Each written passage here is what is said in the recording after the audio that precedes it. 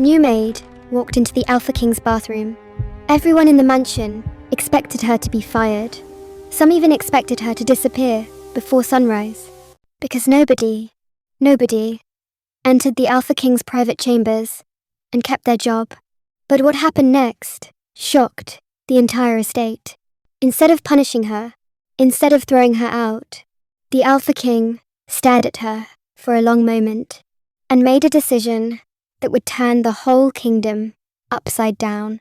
A decision that would spark jealousy, betrayal, and a love story nobody saw coming. Because the terrified maid standing in front of him had no idea that she was about to become the one woman he could never let go. Nobody warned Sera about the silence. Not the silence of an empty room. Not the silence of a sleeping house. This was the kind of silence that pressed against your skin, cold and sharp, like standing at the edge of something you cannot take back.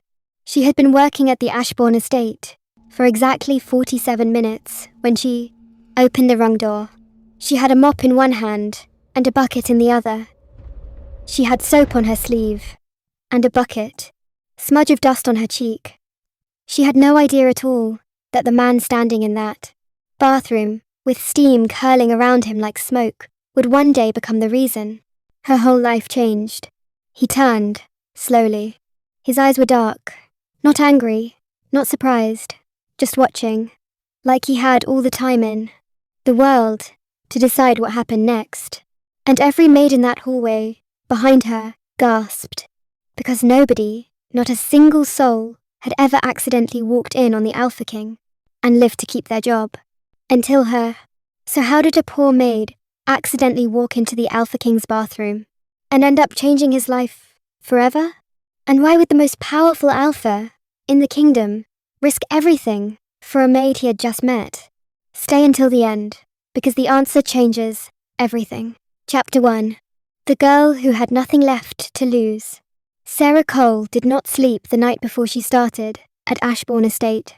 She sat on the edge of the narrow cot in the one-room apartment she shared with her younger sister Mira, and she counted her blessings the way her mother had taught her, out loud, quietly, so they had somewhere to go besides just her head. A job. That was one. Health. That was two. Mira's school fees paid through the next 3 months. That was free. Barely, and only. Because she had taken this position, even though every person who knew her told her not to. That place swallows people whole, her neighbour Mrs. Sedays had said, chewing on a broom handle like she always did when she was thinking hard. Girls go in there young, and they come out old before their time, or they don't come out at all. I'll be fine, Sera had said. That's what they all say. She had smiled and walked away, because there was nothing else to say. The bills did not care about warnings. Rent did not care about feelings. And Mira needed those. School fees, or she would lose her place at St. Edith's Academy by the end of the week. So Sera had packed her single bag, 2 plain dresses, her mother's Bible, a bar of soap, and a photo of her and Mira from 3 Christmases ago, when they still had parents, and a home, and she had taken the first bus out of the lower quarters before dawn. The Ashborne Estate sat at the top of Ridgecrest Hill, wrapped in stone walls and iron. Gates that never seemed to fully open, only to crack, just wide enough to let you in, and remind you that you were on someone else's land now. She had stood at those gates for 3 full minutes before she pressed the small brass bell. The woman who opened it was built like a door herself. Tall, broad-shouldered, with grey hair pulled back so tight it stretched the skin at her temples. She wore a black dress, buttoned all the way to her chin, and carried a clipboard like a weapon. Sera Cole? She said, without looking up. Yes, ma'am. You're 6 minutes late. The bus. I did not ask for a reason. I asked you to be on time. That was your first lesson. Do not let it become your last. She turned and walked, and Sera followed, because that was the only choice. The woman's name was head matron Yelena Voss. She had run the domestic staff at Ashborne Estate for 22 years, and she ran it the way a general runs an army. with rules, with order, and with absolutely no patience for anything that fell outside of those two things. She walked Sera through the servant corridors, narrow, white-walled passages that ran behind the grand rooms of the estate, like a second invisible world. Sera caught glimpses through small windows and open archways, a sitting room with furniture that looked like it had never been sat on, a chandelier in a hallway that was wider than her entire apartment, a staircase carved from stone so pale it almost glowed. Sera kept her eyes forward. She had been warned about that too, not to stare. Do not linger.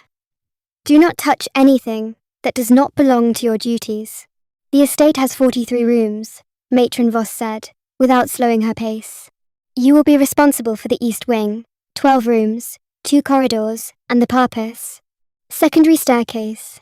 You will begin at 5 in the morning and finish when the code. Work is done, not when the clock says so. Understood. You will not speak to guests. You will not make eye contact with the family. You will not enter the North Wing under any circumstances. What is the North Wing? Matron Voss stopped walking. She turned slowly, and for the first time, she looked at Sera directly. Really look at the way you look at something you are deciding whether or not to be concerned about. The North Wing, she said, belongs to Lord Kael Ashborne. No one enters without his permission. Not cleaning staff, not kitchen staff, not even me. Are we clear? Clear, Sera said. But even as she said it, something at the back of her mind shifted, a small, quiet curiosity that she told herself to ignore. She was not here to be curious. She was here to work. The other maids were gathered in the servants' hall when Matron Voss brought Sera in. 7 women in grey dresses, with white aprons, ranging from a girl who looked barely 16 to a woman in her late 40s, with kind eyes and a tired smile. They studied Sera the way people study strangers, quickly, quietly, drawing conclusions, before introductions are even made. The one who spoke first was a sharp-faced young woman with dark braids and an expression like she had already decided not to like her. You're the new one, she said. It was not a question. Sera. Petra, the woman said. First rule from me to you. Stay out of the North Wing. Second rule. Stay out of my way. Third rule. If something goes wrong, it is not me. One of the other maids, the one with the kind eyes, leaned over and whispered near Sera's ear. Don't mind Petra. She says that to everyone. I'm Dolly. I've been here for 4 years. I'll show you around. Sera smiled at her, genuinely grateful. And that was how her first morning at Ashborne Estate began, not with fire, not with drama, but with a clipboard, a warning, and the quiet beginning of something she could not yet name. Chapter 2. The Rung Door. It happened in her 47th minute. Later, much later, Sera would look back and marvel at how something so small, so accidental, so entirely the fault of a cleaning cart with a broken wheel and a corridor that curved unexpectedly to the left, could be the thing that split her life in two, before and after. She had been assigned the East Wing. She had memorized the layout from the rough sketch Dolly had drawn for her on a napkin over breakfast. She knew where she was supposed to be, but the cart veered. The wheel caught on a raised edge in the floor-old stone, slightly uneven, worn smooth by 100 years of feet, and the whole cart lurched sideways and rolled 3 feet down a connecting passage that Sera had not noticed because it had no sign and no light, and the door at the end of it was exactly the same dark wood as every other door in the estate. She went after the cart. That was all. She went after it, pushed it back to the wall, and then straightened up, and breathed. And that was when she realized she had no idea where she was. The passage was shorter than the East Wing corridors. The walls here were darker stone, not painted white. The ceiling was lower, and at the end of it, there was a door tall, heavy, slightly ajar, with warm gold light and steam seeping through the gap. Sera did not think. Later, she would not be able to explain why she pushed it open. Perhaps she thought it was a utility room. Perhaps the steam made her think it was a laundry. Perhaps she was simply not thinking at all, just reacting, hands already moving before her brain caught. Up. The door swung open. Steam hit her face first, thick and warm, smelling of cedar, and something darker, something that had no name she could reach for quickly. The bathroom was large. Stone, floors, black marble walls, a sunken bath the size of a small pool still steaming gently at one end, and standing at the basin, a towel low at his hips, his back to her, a man. He was tall, broader than she had expected, with the kind of build that came not from performance but from something habitual, like carrying the weight of a great many things for a very long time. His dark hair was damp at the edges. There was a faint but long scar that curved along the left side of his back, from shoulder blade to ribs. He turned, slowly, deliberately, like a man who had heard the door open, and decided, consciously, to take his time about responding to it. His eyes were the colour of a sky before a storm, dark grey. Not quite blue, not quite. Anything that had a simple word. His jaw was set. His expression was entirely still. He looked at her. She looked at him. For exactly 2 seconds, neither of them moved. Then Sera did the only thing her body knew how to do. She dropped the mop, spun, around, and pulled the door shut behind her, so hard it cracked against the frame like a gunshot. She stood in the passage with her back against the door and her heart slamming against it, her ribs like it wanted out, and she thought very clearly, in the strange calm that comes right after catastrophe, that she needed to leave this estate immediately and never return. The door opened behind her. She spun around. He was leaning against the frame now, one arm braced above his head, towel still in place, looking at her with the expression of a man who had all the time in the world and found the situation mildly, privately interesting. "You're new," he said. His voice was low. Not loud, not sharp, just certain, the kind of voice that did not need volume to carry weight. "Yes, I'm so sorry. I didn't... the cart, the wheel. It went the wrong way, and I followed it, and I did not know this was... breathe," he said. She stopped. She breathed. "What is your name?" he asked. Sera Cole. I just started today. I was supposed to be in the East Wing. I was. Not I would never. Sera. Yes? You can go. She blinked. I can just go? Unless you'd prefer to stay, he said, and there was something at the corner of his mouth. Not quite a smile, but the shadow of one. Sera grabbed her mop and walked away as fast as she could, without running. She did not know, as she rounded the corner and practically collapsed against the east wing wall with her hand over her heart, that the man she had just walked in on was Kael Ashborne, lord of the estate, heir to one of the oldest bloodlines in the territory, a man so private and so removed from ordinary household life that some of the newer maids had never seen his face at all. She did not know, but Dolly found her 3 minutes later, pale and trembling, and when Sera told her what had happened, Dolly's kind eyes went very wide, and her voice dropped to a side whisper. "You walked into Lord Kael's private bath. I did not know. And he just let you go? He told me I could leave." Dolly stared at her for a long moment. "In 4 years here," she said slowly, "I have never once heard of someone entering the North Wing by accident and keeping their job. Not once." Sera swallowed. "Maybe he hasn't told Matron Voss yet."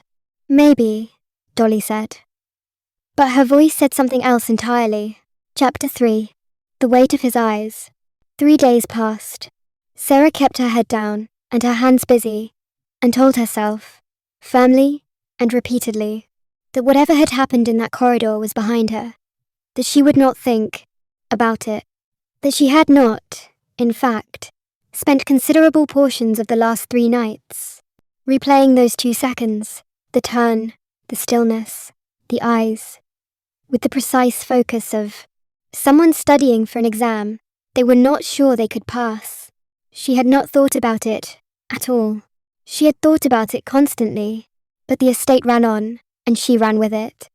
She cleaned the east wing, she learned which floorboards creaked, and which doors stuck. She learned that Petra's hostility was mostly performance. Underneath the sharp face and the sharper words, she was a woman, protecting herself in the only way she knew how. She learned that Dolly kept a photograph of her daughter tucked into her apron pocket and touched it when she thought no one was watching. She learned to read the silences of a house, the long, particular quiet of the north wing, different from the rest, like a room that had been holding its breath for years. On the 4th day, she saw him again, not up close, not like before. He was crossing the main courtyard below while she was cleaning the east wing windows, a man moving with the kind of unhurried purpose that made everyone around him adjust their pace slightly without realizing they were doing. He wore dark clothing, no crown, no formal markings, nothing to announce what he was to anyone who did not already know. But Sera knew, and he looked up, directly at the window she was standing at, directly at her. She did not move. She did not pull back. She held the cloth in her hand and kept his gaze for one full, quiet, slightly terrifying second before she turned back to the glass and kept cleaning. Her hands were not quite steady. That evening, a message arrived in the servants' hall. Not through Matron Voss. Not through the usual channels. A folded piece of cream paper, left on the bench beside. Sera's cleaning supplies, with no name on the outside, just a single line in neat, deliberate handwriting. The North Wing Corridor, Eastern Exie. Tomorrow, 7 in the morning. Bring your cart. Sera read it 3 times. Then she showed it to Dolly, who read it once, and went very still. "It's from him," Dolly said. "Not a question. There's no name. There doesn't need to be. The North Wing East Annex is part of his private floor." Sera folded the paper carefully along its original crease. "Is it a trap?" she asked. "It's a summons," Dolly said. "There's a difference. A trap you don't know about. This one he's telling you. He's asking you to come. Asking is a strong word.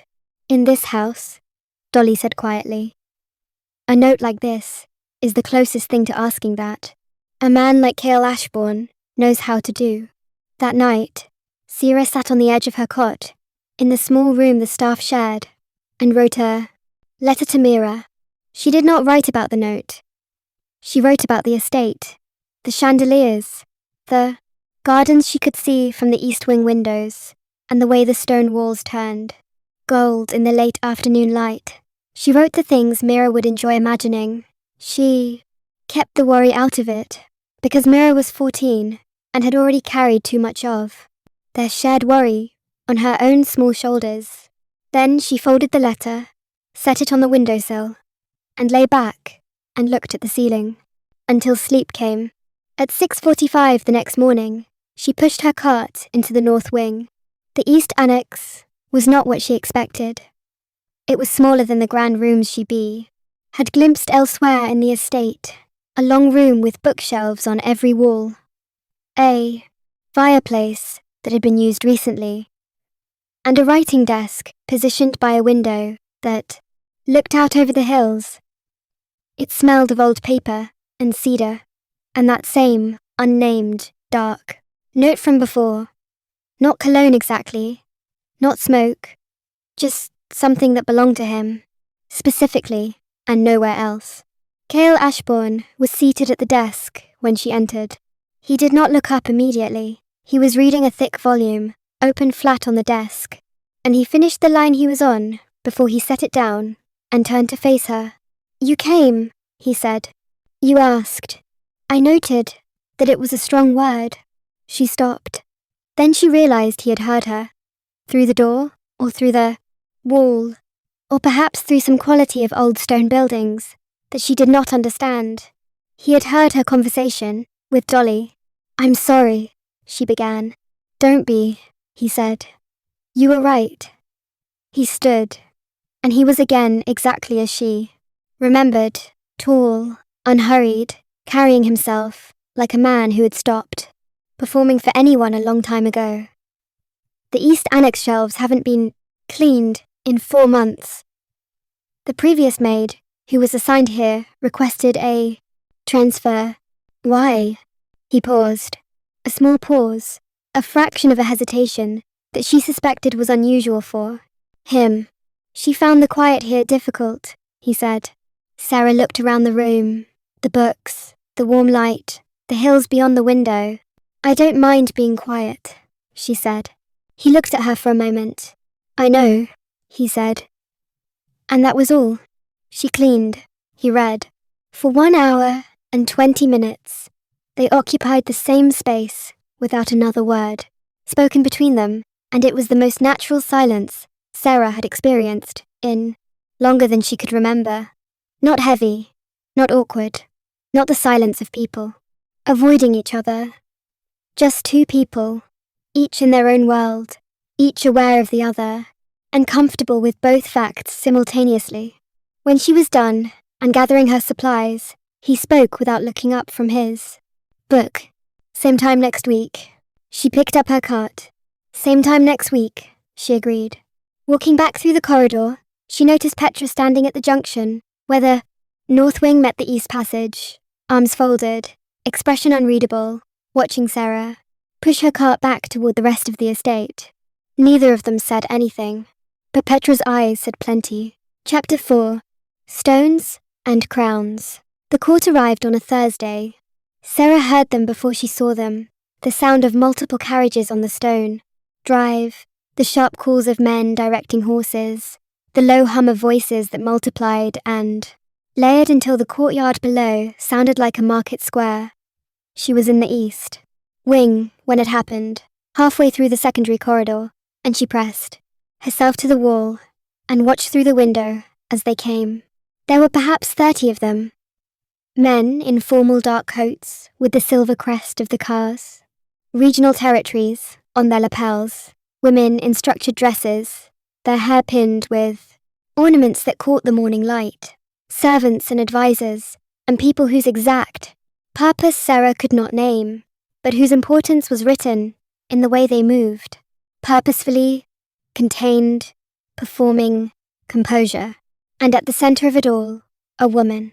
She was perhaps 30, perhaps younger.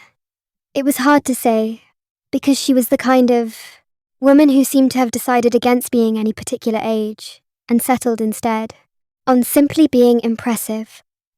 Her dress was the color of winter sky, pale grey with silver, threading, and her hair was the color of morning frost, pinned back with a crown of white jewels that caught every available light and threw it back again. She stood in the courtyard and looked at the estate, as though she were already deciding what to change about it. Dolly appeared at Sera's elbow so quietly she nearly gasped. "That's Lady Vale Mortis," Dolly whispered. "Third house of the Western Territories. They've been trying to arrange a match between her and Lord Kael for 2 years. A match? A marriage," Dolly said. "The families want it. The territories want it. Everyone wants it, except..." She stopped. "Except? No one knows what Lord Kael wants," Dolly said simply. "That's the problem.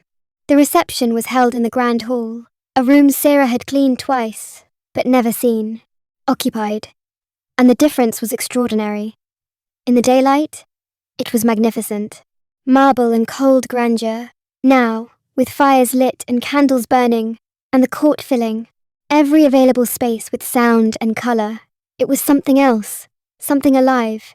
Sera was assigned to the adjoining service corridor for the evening, passing wine to the formal servers, who then carried it into the hall, which meant she was close enough to hear everything and far enough away to be invisible. She heard Lady Vial's laugh first, high and bright and slightly too loud, the laugh of someone who wanted to be noticed laughing. Then she heard the silence that answered it. Kael Ashborne stood at the head of the hall, in the kind of formal clothing that looked wrong on him, not poorly fitted, but somehow reduced, like dressing a wolf in a collar, and calling it a good pet. He was courteous. He answered questions. He did not laugh.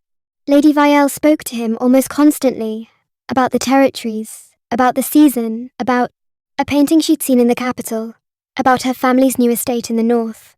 She touched his arm twice. The second time, Sera noticed his jaw, set slightly tighter. Then he looked toward the service corridor. Not quite at Sera, the angle was wrong, the light too different, but in the general direction, as though something had drawn his attention without his full permission, and he had not yet decided on how to feel about that. Sera turned back to the wine tray. By 9 o'clock, the formal dinner was over, and the hall had shifted to the loose, comfortable disorder of a court, at leisure, small groups, low conversations, someone playing an instrument in the far corner. Sera was clearing the service corridor when she heard voices just on the other side of the wall. Lady Vale, speaking quietly to another woman. He barely looked at me for more than 30 seconds at a time. He's private, my lady. All the Ashbourne men are. Private is one thing. Absent is another. I watched him look toward the servants' door 3 separate times during the meal. A pause. Find out who is stationed there tonight. Sera set down the tray very carefully and walked, without hurrying, back toward the east wing. In her small room that night, she sat on the edge of the cot and pressed her hands together and looked at her mother's Bible on the windowsill and thought, this is not what I came here for. This is none of my business. I am here to work. I am here for Mira's school fees. I am here to keep my head down. She told herself this, clearly, firmly, and with great conviction. Then she lay down and spent the next 2 hours thinking about the way he had looked. Toward the corridor. Chapter 5. What stays beneath the surface? It was a Tuesday, 6 weeks after she arrived, when the estate cracked open and showed her something real. She had been cleaning the East Annex again. It was her regular assignment now. Unspoken and unannounced. Simply understood. And Kael had been at his desk, as he always was. Sometimes he read. Sometimes he wrote. Once, he had been standing at the window when she arrived, looking out at something in the far hills with an expression she did not know how to name. Not sad exactly, but waited. Today he was writing, or trying to. She noticed, without meaning to, that he had paused long before she had entered and had not resumed since. The pen was in his hand. The page below it had 3 lines written at the top and a great deal of white space beneath. She worked quietly. She did not ask. But after a long time, he said, without turning, do you believe people can change? Sera paused over the shelf she was dusting. I think people can change specific things, she said carefully. I'm not sure the whole of a person changes. Just the parts they decide to pay attention to. He was quiet for a moment. What if the part that needs changing is the part that decides? She set down her cloth and gave the question the time it deserved. Then I think you start smaller, she said. You don't try to change the thing that user decides. You change one decision, then another, until the decider figures out what it's doing. He turned then, fully, looking at her with the same still attention he had given her from the first moment, but there was something different in it now. Less assessment, more, something else, something that had no clean word and that Sera filed away without, examining it directly. You talk like someone who's done that, he said. I have, she said, several times. It doesn't get easy, but it gets more familiar. He was quiet again. Then he turned back to the page. When she was leaving a cart at the door, supplies gathered, and she glanced back. He was writing. The pen was moving. The white space below the first 3 lines was, slowly, deliberately, being filled. She did not let herself think too much about the fact that the timing of that meant something. 2 days later, the situation with Lady Vile reached its first real edge. Matron Voss called Sera into her office, a small, precise room that smelled of lavender and authority, and closed the door behind her. A concern has been raised, she said, without sitting down. What kind of concern? The kind that comes from guests with resources and time. Matron Voss folded her hands. Lady Vale's personal attendant has been asking questions about the Mona, domestic staff, specifically about the maid assigned to the North Wing, East Annexy. Sera kept her face even. I have done nothing wrong, she said. I did not say you had. I said questions were being asked. Matron Voss looked at her steadily. Lord Kael himself confirmed your assignment to the East Annexy 3 weeks ago. That is documented. What is not documented is what happens in that room during your hours there. I clean, Sera said. He reads, or writes. We barely speak. Barely, Matron Voss repeated. A few words. Polite ones. There was a long pause. The guests leave in 4 days, Matron Voss said finally. Until then, I would ask you to be careful. Careful of what? Of appearances, she said. This house has been watched by a great many people.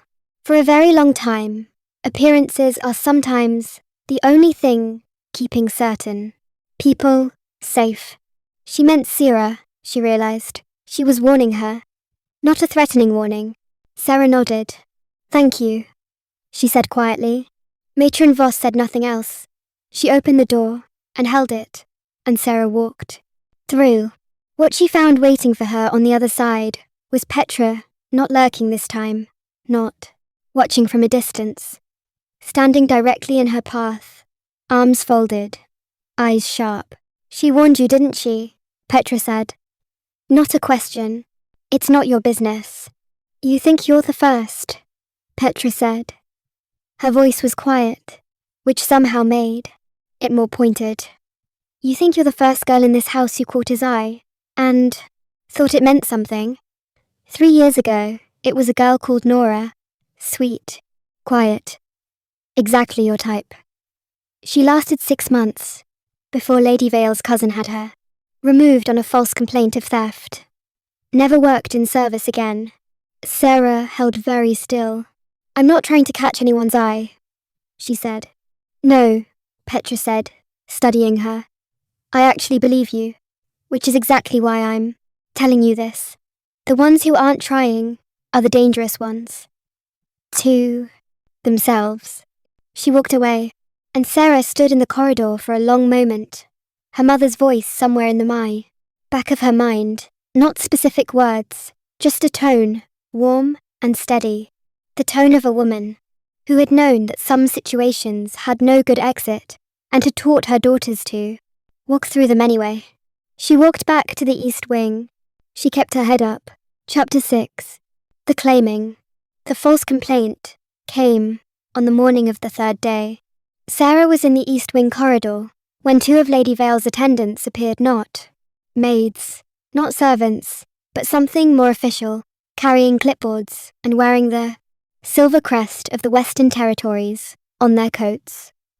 They walked with the specific gravity of people who had been given authority they had not earned and intended to use it extensively.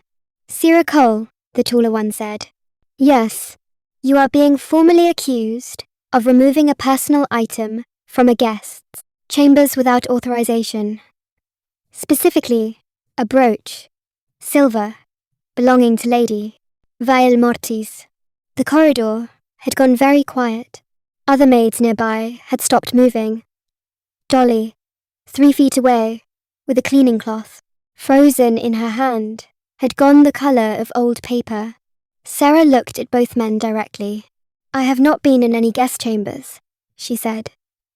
My assignment is the East Wing, and the North Wing, East Annex.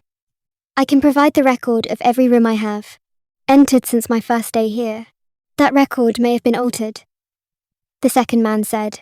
By whom? That is not your concern. What is your concern is... It is exactly my concern. The voice came from the end of the corridor. Kael Ashborne walked toward them, the way he always moved, without urgency, without performance. But the quality of the silence that expanded in front of him was something Sera had not witnessed before.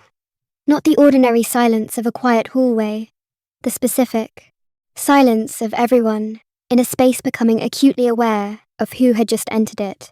He stopped in front of the two attendants. He was not wearing formal clothing.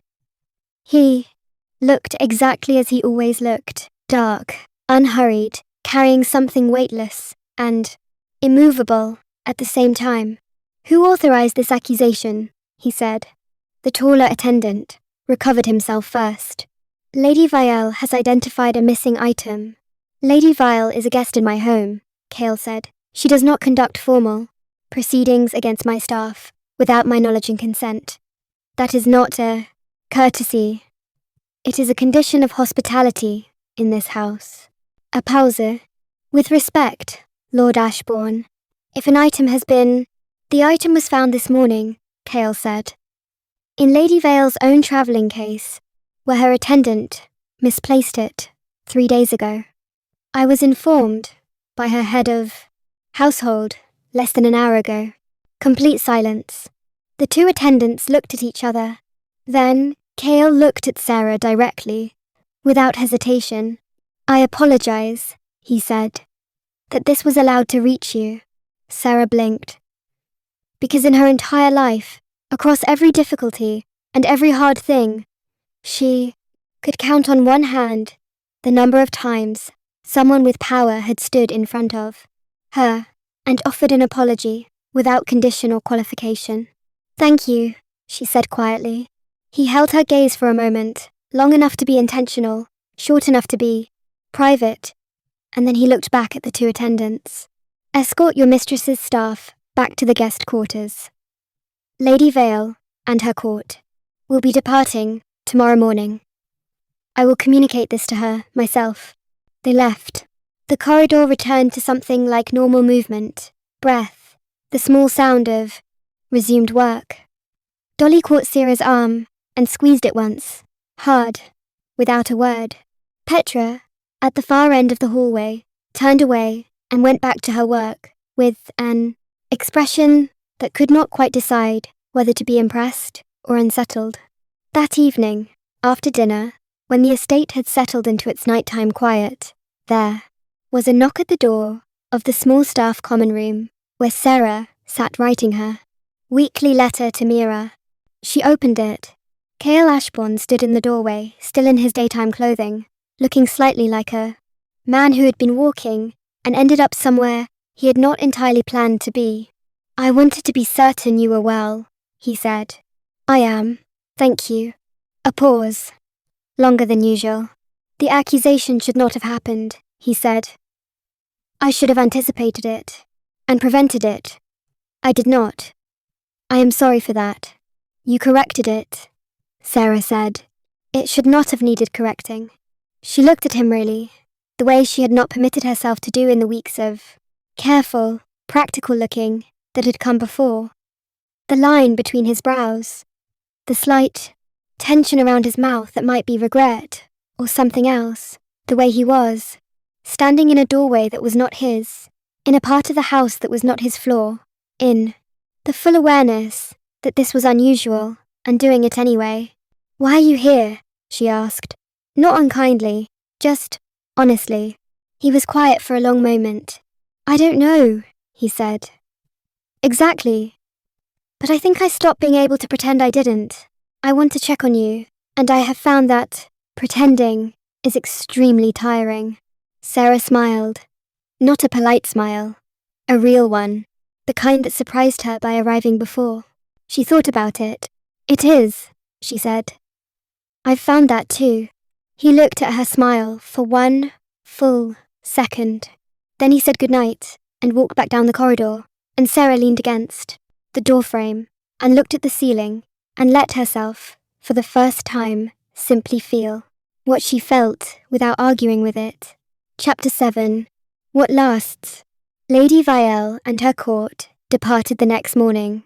Sera watched from the east wing window the carriages, the cloaks, the careful arrangement of a departure made to look dignified.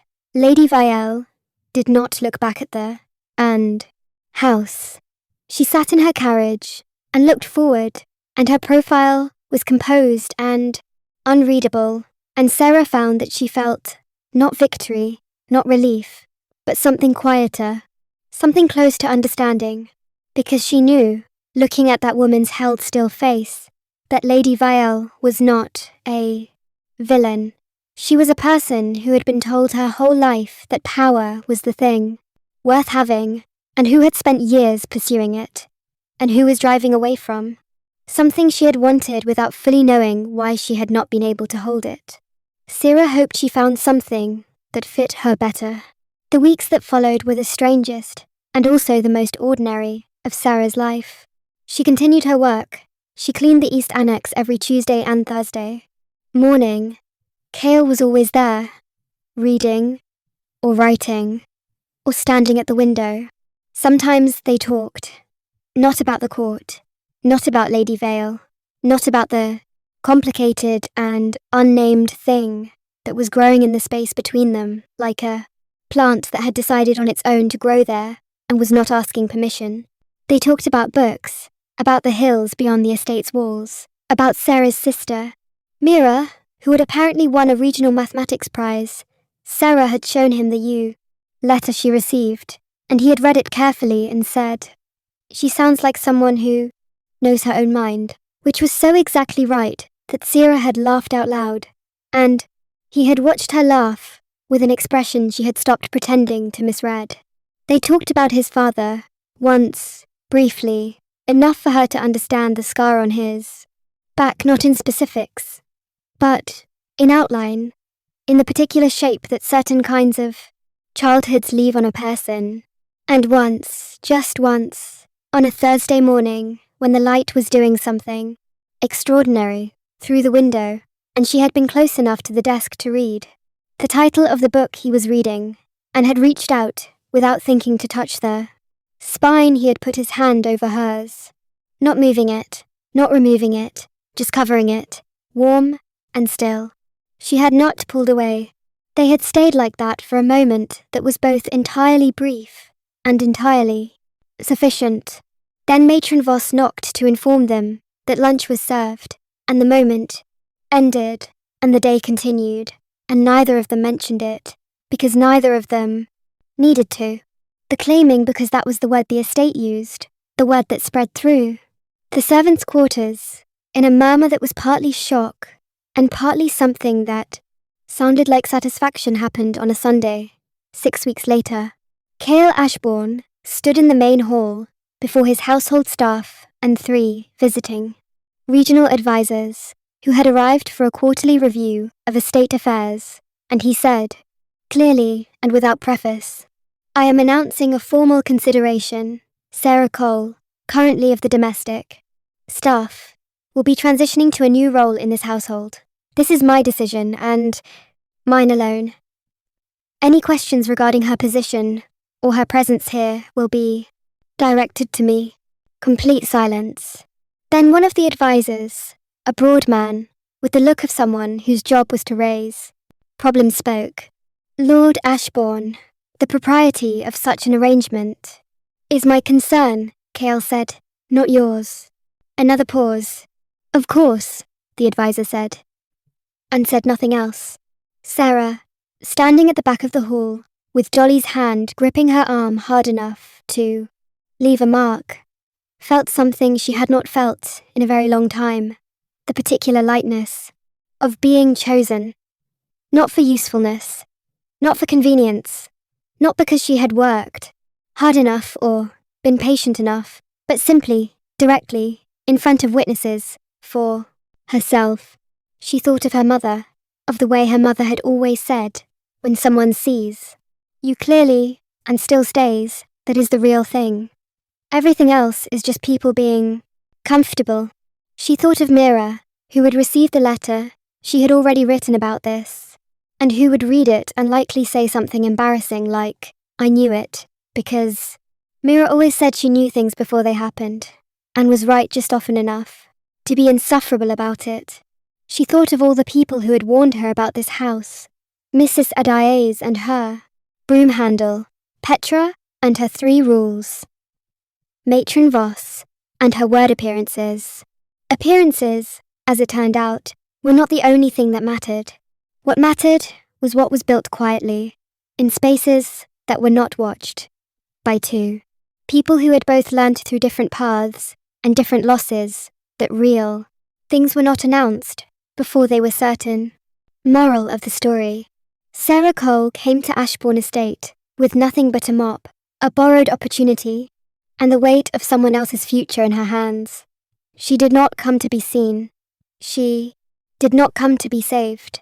And yet, she was both, not because she asked for it, but because she was simply, stubbornly, consistently, herself. Honest when it would have been easier to perform. Quiet when it would have been easier to panic. Present when it would have been easier to disappear. What this story teaches is not that love rescues people. It is that people who have learned to stand inside their own truth without apology and without armor will eventually find themselves in rooms where that truth is not only tolerated but sought after. Dignity is not something given to you by circumstances. It is something you carry in, even when the circumstances say otherwise. And sometimes, not always, but sometimes, the right person is standing in the room. When you do, thanks for watching. Kindly tell us the time and where you are watching from. I will love to say hello to you, just to know how far our story is going. Also, do not forget to subscribe to our channel so you don't miss the next story. Like this video, comment your thoughts in the comments section, and share this video with your loved ones.